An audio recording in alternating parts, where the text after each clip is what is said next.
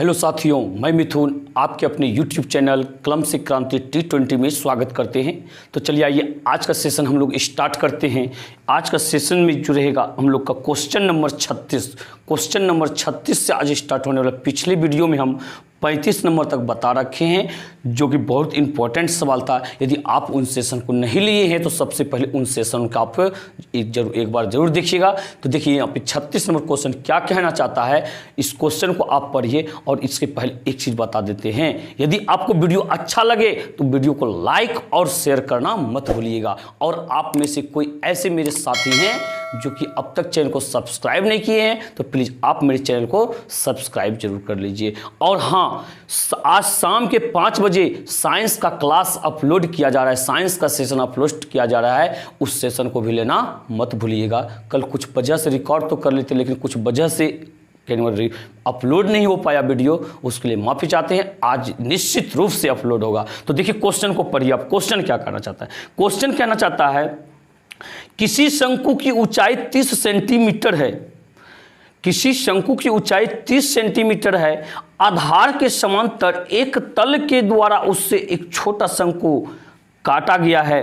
यदि इसका आयतन दिए गए शंकु के आयतन का 1/27 भाग हो तो आधार के कितनी उच्च दूरी ऊपर से प्रतिच्छेद काटा गया है।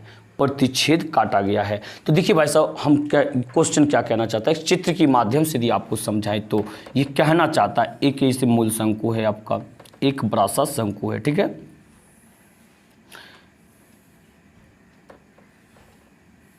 ये क्लियर हो गया आपका। कहता यहाँ पे किसी शंकु की ऊंचाई 30 सेंटीमीटर है, जिसका कि इस शंकु का ऊंचाई जो है 30 सेंटीमीटर है पूरी ऊंचाई, ठीक। तो आधार के समांतर एक तल के द्वारा उससे एक छोटा शंकु काटा गया, यानी कि आधार के समांतर एक तल द्वारा, ये देख रहे तल, यही कहने का मतलब शंकु ऊपर वाला भाग को जो है इसने क्या कर लिया है, काट लिया है। इसके बाद देखिए यहाँ पे यदि हम नाम रखना चाहें, नाम यहाँ पे रख सकते हैं। ये हो गया कंप्लीट। तो आपका ये इधर का जान रहेगा, आप त्रिज्या है, ये पूरा ये कर देती, ये व्यास हो गया आपका, ठीक है। ये क्या हो गया, व्यास हो गया। अब इसका कुछ भी नाम रख लीजिए आप, जैसे इसका नाम रख दीजिए कि व्यास जो ए बी है, ये व्यास क्या है, ए बी है। और ये व्यास जो है पी क्यू है, पी क्यू है। और ऊपर का बिंदु ओ है और ये क्या है आपका आर है। कुछ भी रख सकते हैं यहाँ पे। ये ए बी हो गया तो ये सी है आपका। क्लियर है ये पे? तो ये आपका कहने इस प्रकार से एक शंकु है, इस प्रकार का एक क्या है, शंकु। इस त्रिज्या को आप मान लीजिए कि मेरा ये R1 है और ये त्रिज्या जो है आपका ये R2 है। ये त्रिज्या आपका क्या है, R2 है। तो इस तरह से यदि हम पूरे ऊंचाई को H1 माने, इसकी ऊंचाई को जो है ना, चलिए इसको मिटा देते हैं, इसकी ऊंचाई को H2 मानना पड़ेगा, H2 मानना पड़ेगा, ठीक है। चूंकि इसकी त्रिज्या को R2 माने है तो पूरी ऊंचाई को H2 मानना पड़ेगा और पूरे ऊंचाई जो H1 में रहा है। अब कह रहा है क्या, यहां से देखिए काटा गया है ना, पर कह रहा है यहाँ सी बिंदु से आर बिंदु तक की ऊंचाई क्या हो, यानी कितने ऊपर से काटा गया है। तो भाई साहब हम बता नहीं सकते हैं अभी कितनी ऊंचाई से काटा गया है। यदि हमें R2 का वैल्यू निकल जाए, H2 का वैल्यू निकल जाए तो हम बता सकते हैं कि ऊपर कितना भाग है, जितना भाग ऊपर होगा उसके नीचे से काटा गया। सपोज दैट 10 ऊपर हो जाएगा, इसका मतलब 20 सेंटीमीटर। यदि 15 ऊपर गया तो नीचे भी 15 होगा, ऊपर 20 हो गया तो नीचे 10 होगा। आप इन चीज़ों को समझ पा रहे हैं, रास्ता आप समझ गए। रास्ता यदि समझ गए तो अब बनाइए। अब यहाँ पे बनाएंगे कैसे, सबसे पहला नंबर हम लोग निकालेंगे। ये देखिए क्या कह रहा है, यहाँ पे किसी शंकु की ऊंचाई 30 सेंटीमीटर, आधार के समांतर एक तल के द्वारा उससे एक छोटा शंकु काटा गया। यदि उसका आयतन दिए गए शंकु का, अच्छा आयतन की बात कर रहा है यहाँ पे, बात किसका किया जा रहा है, आयतन का बात किया जा रहा है भाई साहब। यहाँ पे देखिए सबसे पहले आप जो मानिए लिखिए यहाँ पे समरूप त्रिभुज, लिखिए क्या, समरूप त्रिभुज। 2 गो त्रिभुज बन रहा है, ऐसा सवाल हम कल भी बताए थे। 2 त्रिभुज ORQ, OR, ये तो लिखिए OCB बराबर पहले ले लीजिए, OCB और फिर छोटा ले लीजिए ओ आर क्यूब में, ओ आर क्यूब में। भाई साहब समरूप त्रिभुज के लिए आप लोग को बता रखे थे, समरूप त्रिभुज में क्या होता है, संगत भुजाओं का अनुपात समानुपाती होता है। तो इसलिए आप क्या कर सकते हैं, इसलिए समरूप त्रिभुज इतना में तो चलेंगे। तो यहाँ पे देखिए इसका ऊंचाई जैसे लीजिए, पहले बड़ा त्रिभुज लिए फिर छोटा त्रिभुज, बड़ा वाला का ऊंचाई क्या हो जाएगा, ओ सी बटा छोटा वाला का ऊंचाई ओ आर बराबर बड़ा वाला त्रिज्या सी बी और बड़ा छोटा वाला त्रिज्या आर क्यू।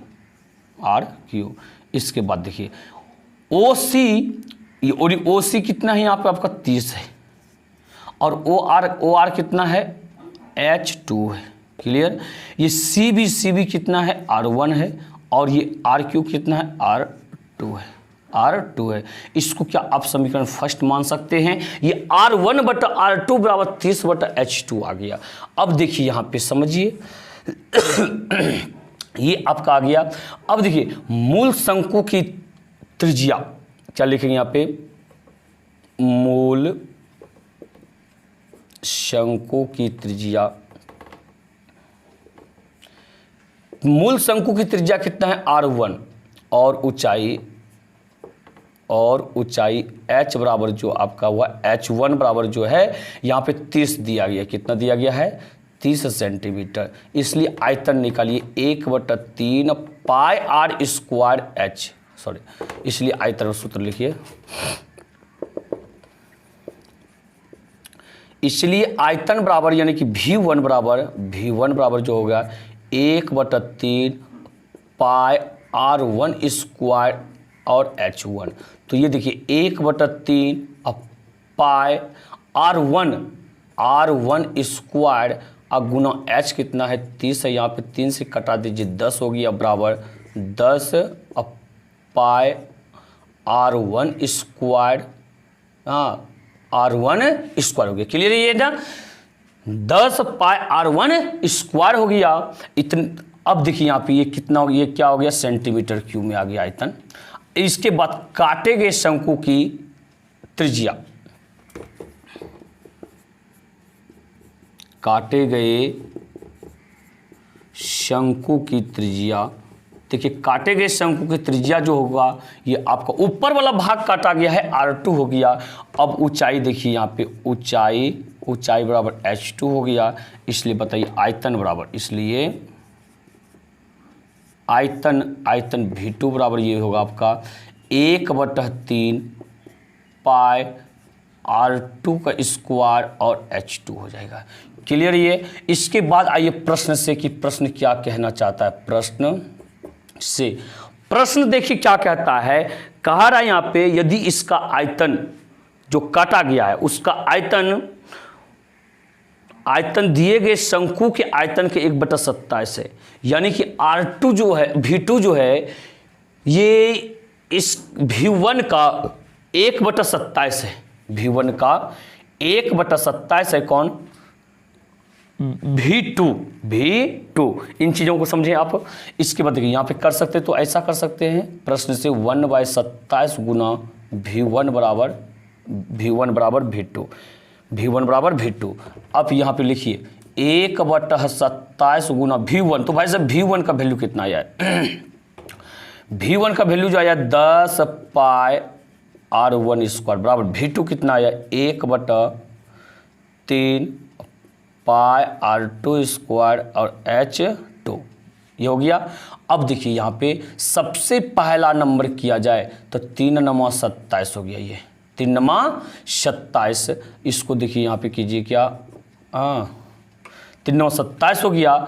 अब बताइए यहाँ पे सबसे पहला नंबर ये हो गया 10 पाई R1 स्क्वायर बटा ये हो गया कितना, बाय क्रॉस मल्टीप्लाई कर लीजिए, बराबर ये 9 पाई R2 स्क्वायर और ये हो गया H2।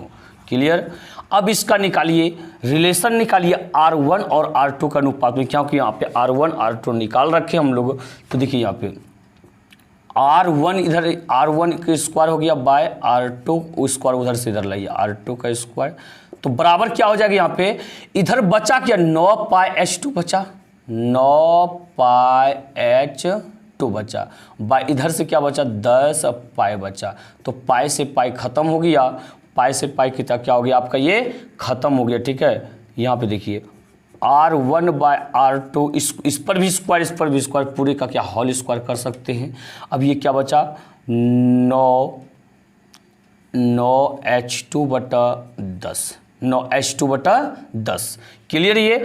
अब यहाँ पे ध्यान दीजिए, ये R1/R2 जो है, क्या R1/R2 का रिलेशन निकला हुआ है समीकरण फर्स्ट में। यहाँ पे लिख सकते हैं समीकरण फर्स्ट से, समीकरण फर्स्ट से आप लिख सकते हैं। समीकरण फर्स्ट से लिखने के बाद आप क्या कर सकते हैं, देखिए यहाँ पे इन चीज़ों को हम मिटा रहे हैं। ठीक है, इन चीज़ों को मिटा रहे हैं। चलिए पहले रख देते हैं। R1/R2 के तो 30/H2 है, आप यहाँ रख दीजिए 30/H2। तो H2 तो स्क्वायर है, तो वैसा होल स्क्वायर तो कीजिएगा ही कीजिएगा। और ये हो गया 9h2/10 हो गया। आप इन चीज़ों को समझें। यहाँ के बाद हम सीधे आ जाते हैं इधर। इसके बाद देखिए यहाँ पे क्या हो गया, इसके बाद जो है 30 गुना 30 कितना हो जाएगा आपका 3 तिया 9, 3 तिया 9 हो गया। और डबल 0 900 बटा, और ये क्या हो गया आपका H2 क्या हो गया H2 गुना H2, भाई साहब H2 गुना H2 हो जाएगा। ठीक है, बराबर ये हो गया 9h2/10। इसको ये तो 9 गुना H2 लिख सकते हैं। तो H2 एगो H2 कटा सकते हैं। ठीक है, सॉरी ये कोना कोनी हो गया, नहीं कटेगा, बाय क्रॉस मल्टीप्लाई होगा। क्या होगा, बाय क्रॉस मल्टीप्लाई होगा आपका। ठीक है, H2 गुना ये H2 क्यूब हो जाएगा, ये आपका H2 का क्यूब हो जाएगा। बराबर क्या हो गया, यहाँ पे 9 से कटाइए इसको, 9 1 का 9 ऊपर कटेगा। ठीक है, 100 गुना 10 कितना हो गया आपका, ये 1000 हो गया। तो इसलिए H2 बराबर क्या होगा, H2 बराबर क्यूब रूट ये क्या उतना हो गया 1000, क्यूब रूट 1000, यानी कि 1000 का हमें घनमूल अब निकालना। इन चीज़ों को भी हम अब मिटा देते हैं। ठीक है, तो आप इन चीज़ों को नहीं उतारे हैं तो वीडियो को बैक करके उतार सकते हैं। तो अब बताइए 1000 को क्या 10 गुना 10 लिख सकते हैं। तो बताइए यहाँ पे एगो 10 बाहर निकल जाएगा, इतना सेंटीमीटर क्यूब, इतना सेंटीमीटर क्यूब। अब क्या निकाल सकते हैं, तो कहता है यहाँ पे तो क्या, तो भाग है तो आधार की कितनी दूरी ऊपर से प्रतिच्छेद काटा गया, कितनी दूरी ऊपर से प्रतिच्छेद काटा गया। इसलिए RC बराबर ये R से लेके C तक यही तो काटा गया था ना। पूरा कहने मतलब 30 है, और ऊपर कहने मतलब कितना हो गया 10 हो गया। बराबर कितना हो गया 20 सेंटीमीटर। अतः 20 सेंटीमीटर हो गया आपका आंसर, यानी कि 20 सेंटीमीटर ऊंचाई से काटा गया है। क्या आप इन चीज़ों को समझ पा रहे हैं? यदि आप समझ पा रहे हैं तो आप हमें कमेंट करके जरूर बताइएगा। तो इसके बाद इसी के साथ आइए अगले क्वेश्चन की तरफ। अगला क्वेश्चन देखिए क्या कहना चाह रहा है। आप चीज़ों के दिन नहीं उतारे हैं, वीडियो को आपके पास ऑप्शन है, वीडियो को थोड़ा पीछे करके आप इन चीज़ों को उतार सकते हैं। इसके बाद आइए 37 नंबर में। 37 नंबर देखिए क्वेश्चन क्या कहना चाह रहा है। कहता है एक बर्तन खोखले अर्धगोले के रूप का है, जिसके ऊपर एक खोखला बेलन जरा है। अर्धगोले का व्यास 14 सेंटीमीटर है एवं बर्तन की कुल ऊंचाई 13 सेंटीमीटर है। बर्तन का भीतरी पृष्ठ क्षेत्रफल ज्ञात कीजिए। तो भाई साहब पृष्ठ क्षेत्रफल क्या कह रहा है, निकालने क्या रहा है। चलिए सोल्व करते हैं इस चीज़ का। ठीक है, क्या कहता है, एक बर्तन खोखले अर्धगोले के रूप में। सबसे पहला एक अर्धगोला अब बना लीजिए। यहाँ पे एक अर्धगोले के रूप में है। क्लियर हो गया, अर्धगोला या कटोरे के जैसा होता है। तो जिसके ऊपर एक खोखला बेलन जरा हुआ है, इसके ऊपर जो है एक बेलन जरा हुआ है। ठीक है, ये हो गया आपका क्या तैयार, बेलन हो गया। ये इस चीज़ को आप समझ पा रहे होंगे।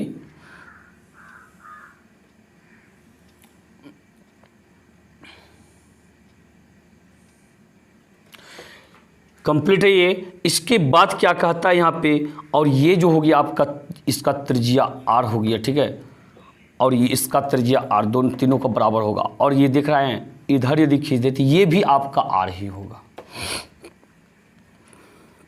ये भी आपका क्या होगा, r ही होगा। अब क्या कहता है, अर्धगोले का व्यास 14 सेंटीमीटर है। यहां लिखेंगे अर्धगोले का व्यास, अर्धगोले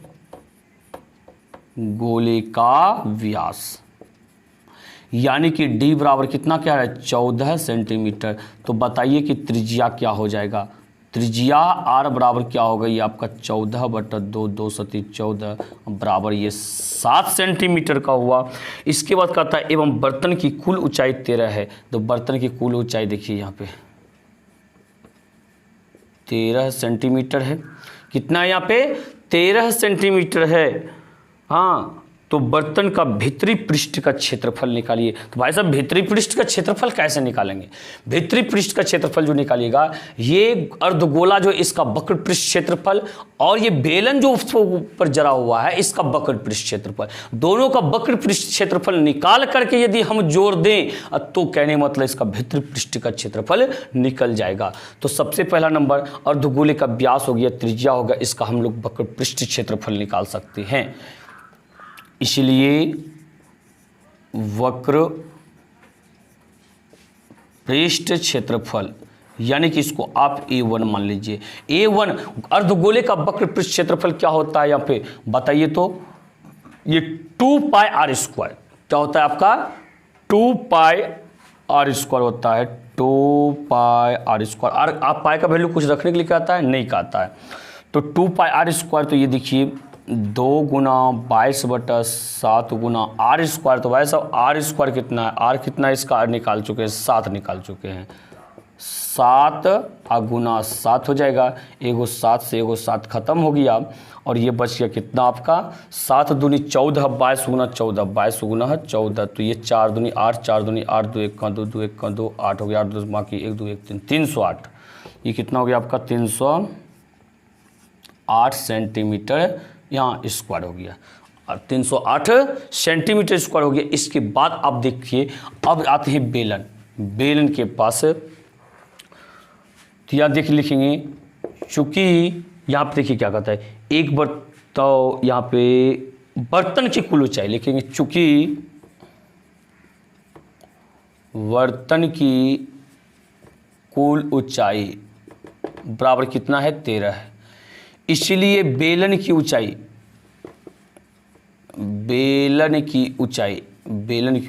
देखिएगा बेलन की ऊंचाई h बराबर जो होगा, आप समझने का प्रयास कीजिए। देखिए यहाँ पे ये जो अर्धगोला था इसका त्रिज्या 7 था, तो इसका मतलब यहाँ से यहाँ तक भाग भी 7 होगा। क्योंकि देखिए इधर बोले r, तो यहाँ से यहाँ तक भी r।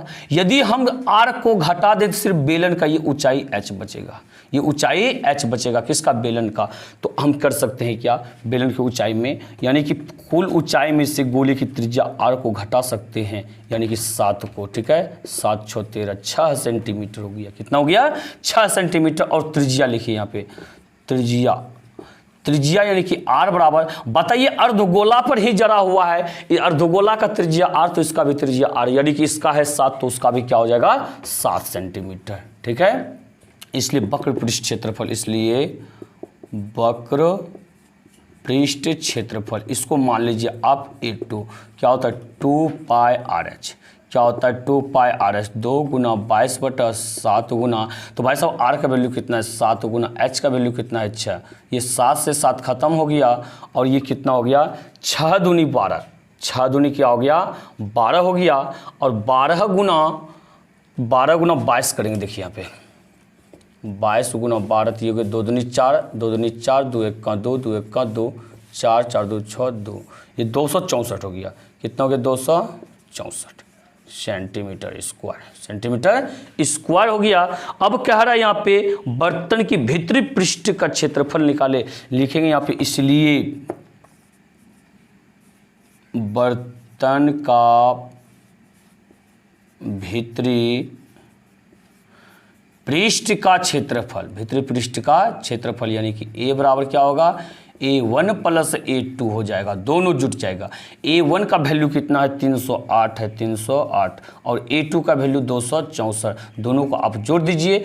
8 4 12 की 2 बाकी 1 6 1 7 हो गया, 3 2 5 हो गया, 572 सेंटीमीटर स्क्वायर आंसर। क्या आप इन चीज़ों को समझे? क्या कोई परेशानी आपको इसमें? बिल्कुल परेशानी होने की कोई बात नहीं है, और यही सब क्वेश्चन अक्सर पूछे जाते हैं। इन चीज़ों को आप ध्यान रखिएगा। इसी तरह का चित्र, इसी तरह का कॉन्सेप्ट देकर के आप लोग को पजल करने का प्रयास करते हैं, पर आप लोग इस चीज़ में पजल मत होइएगा। जैसे जैसे वो पूछेगा वैसे वैसे हम लोग करेंगे। और हाँ, एक चीज़ और, इन चीज़ों को आप शॉर्ट में भी बनाने का प्रयास नहीं कीजिएगा। बहुत जगह आप पढ़ते होंगे शॉर्ट में, यानी कि डायरेक्ट लिख देगा। आपको कहने मतलब बर्तन का भीतरी पृष्ठ का क्षेत्रफल, यानी कि इसका वक्र पृष्ठ क्षेत्रफल प्लस इसका वक्र पृष्ठ क्षेत्रफल, डायरेक्ट सूत्र को इस तरह से आप बनाने का प्रयास नहीं कीजिए। ये सारे क्वेश्चन जो पूछे जाते हैं बिल्कुल लॉन्ग टाइप में पूछे जाते हैं, और आप शॉर्ट में बनाइएगा तो बिल्कुल आपका नंबर भी शॉर्ट वो कर देगा। इस चीज़ को ध्यान रखिएगा। हम भी इनको शॉर्ट में बना सकते हैं, क्यों नहीं बना सकते हैं? और पर बनाते क्यों नहीं, ये चीज़ को समझिए आप। इसलिए नहीं बनाते हैं क्योंकि ये सारे लॉन्ग टाइप क्वेश्चन पूछे जाते हैं। बिल्कुल प्रोसेस से बताना होगा हमको। यदि हम इसको शॉर्ट करेंगे वो मेरे नंबर को शॉर्ट कर देगा। नंबर को क्यों शॉर्ट करवाएं जब हम लोग बनाने जानते हैं? तो इस चीज़ का ध्यान रखिएगा। आप इस चीज़ को गौर करके देखिए। और वीडियो अच्छा लग रहा हो भाई साहब, अभी भी यदि लाइक शेयर नहीं किए हैं, अभी कभी कम से कम लाइक शेयर कर दीजिए, और कमेंट करके बताइए कैसा वीडियो लग रहा है। और यदि आप में से कोई मेरे चैनल को सब्सक्राइब नहीं किए हैं, प्लीज़ आप मेरे चैनल को कभी सब्सक्राइब कर लीजिए। इसी के साथ जय हिंद, जय भारत।